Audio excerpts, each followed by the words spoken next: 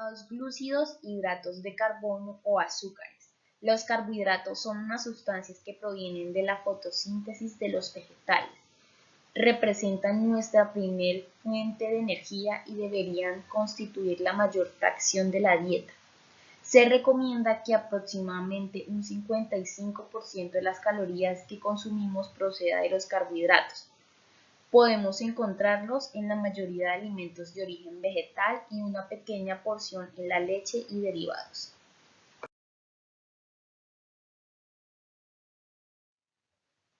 ¿Cuáles son las características de los carbohidratos? En principio te diré que los hidratos de carbono se caracterizan por: primero, son moléculas orgánicas esenciales para la vida. Segundo, están compuestas por carbono, oxígeno y hidrógeno. Tercero, son solubles en agua. Cuarto, almacenan energía. Y quinto, las plantas son las principales portadoras de hidratos de carbono. Esto se debe a que éstas poseen clorofila, un pigmento responsable de captar la luz solar y a partir de ahí elaborar la glucosa. Los diferentes tipos de carbohidratos que encontramos en los alimentos se clasifican en azúcares, almidones o féculas, celulosa o fibra.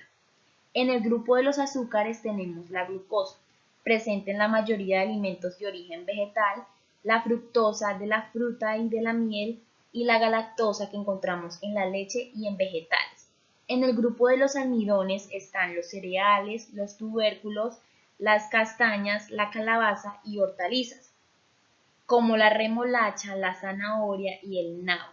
En el grupo de la celulosa o fibra encontramos exclusivamente en los alimentos vegetales, frutas y hortalizas, legumbre y cereales en grano.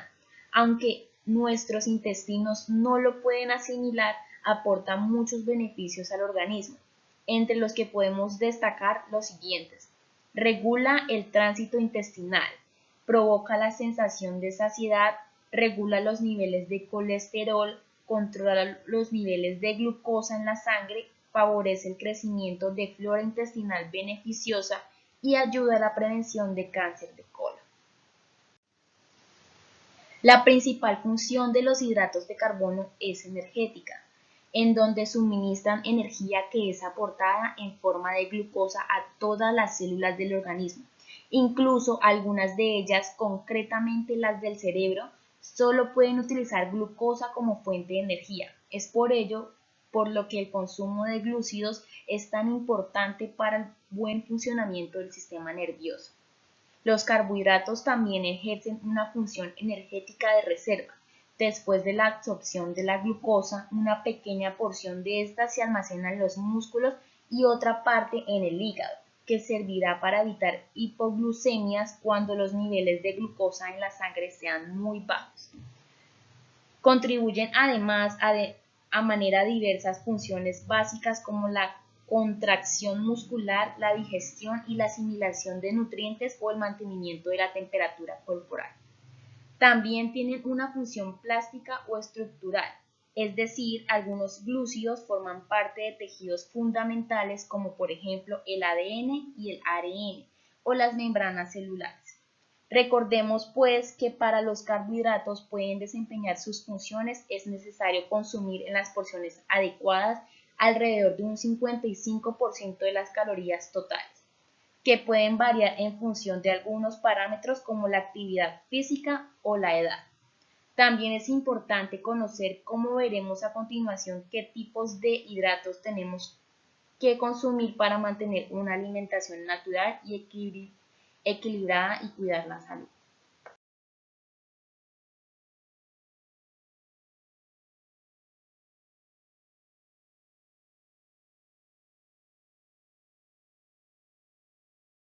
Son biomoléculas orgánicas compuestas siempre por C, H y O, aunque muchos tienen además NP y en menor proporción S. Resulta difícil definirlos químicamente ya que forman un grupo muy heterogéneo. El criterio de agrupación más común se basa en algunas de sus propiedades físicas. Son insolubles en agua y solubles en disolventes orgánicos. Muchos suelen presentar tacto untuoso resbaladizo y brillo graso, además son de menor densidad que el agua por los que flotan en ella.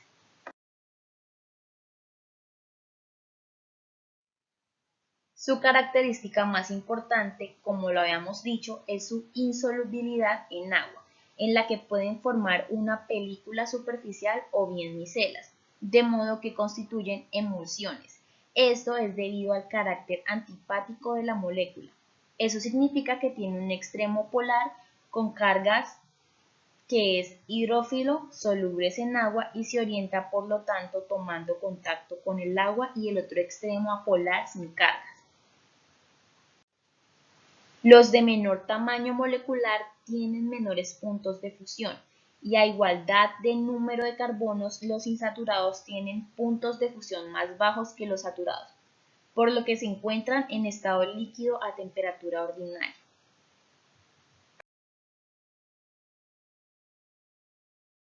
Hacemos tres grupos grandes en la clasificación de los lípidos. Están los lípidos saponificables, que contienen en su molécula ácidos grasos que se pueden separar sometiéndolos a una reacción de saponificación. Existen dos tipos de lípidos saponificables. Están los simples y los complejos. En los simples solo están integrados el CH y O, que se incluyen los propios ácidos grasos, aciglicéridos y céridos. En los complejos, además del CH y O, contienen átomos del PNOS, que se incluyen los fosfolípidos y los glucolípidos.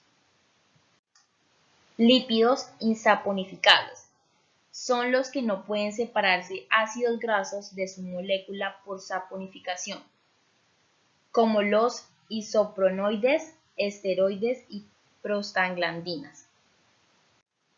Y por último tenemos los lípidos conjugados, que son los del grupo anteriores unidos a otras sustancias. Sus funciones biológicas son también diversas. De forma general, las más representativas son las de reserva energética, estructural, hormonal y vitamínica. Algunos son buenos aislantes térmicos, emulsionantes, lubricantes y protectores.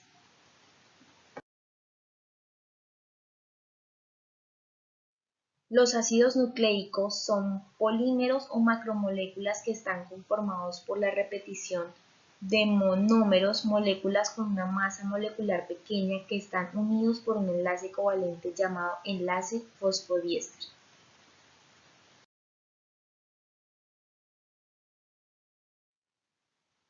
Características generales de los ácidos nucleicos. En las células se encuentran dos variedades de ácidos nucleicos, el ADN y el ARN.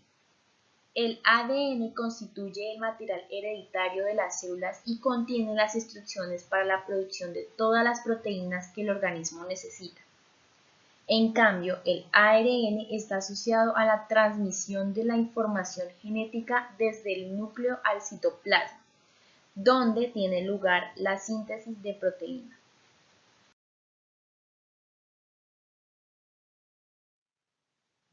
En la clasificación de ácidos nucleicos tenemos al ADN como ácido desoxirribonucleico, que participa en el ADN de polimerasa.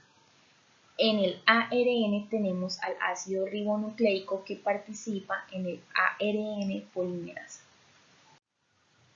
El ADN tiene como función almacenar y transmitir la información genética, dirigir el proceso de síntesis de proteínas y constituye el material genético y forma los genes, que son las unidades funcionales de los cromosomas. La función del ARN se trata de ejecutar las órdenes contenidas en el ADN, que se encarga de sintetizar las proteínas. Te cuento por si aún no lo sabes. Las proteínas son moléculas formadas por aminoácidos que están unidos por un tipo de enlaces conocidos como enlaces peptídicos. El orden y la disposición de los aminoácidos dependen del código genético de cada persona. Todas las proteínas están compuestas por carbono, hidrógeno, oxígeno y nitrógeno, y la mayoría contiene además azufre y fósforo. Las proteínas suponen aproximadamente la mitad del peso de los tejidos del organismo y están presentes en todas las células del cuerpo, además de participar en prácticamente todos los procesos biológicos que se producen.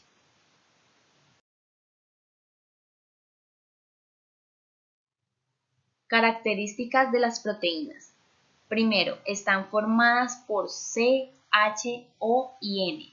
Algunas contienen S y P. Segundo, están formadas por la unión de varios aminoácidos. Tercero, los aminoácidos están unidos mediante enlaces peptídicos. Cuarto, el orden y la disposición de los aminoácidos en una proteína depende del código genético ADN de la persona. Y quinto, pueden formar péptidos, polipéptidos o proteínas dependiendo de la cantidad de aminoácidos que tenga presente.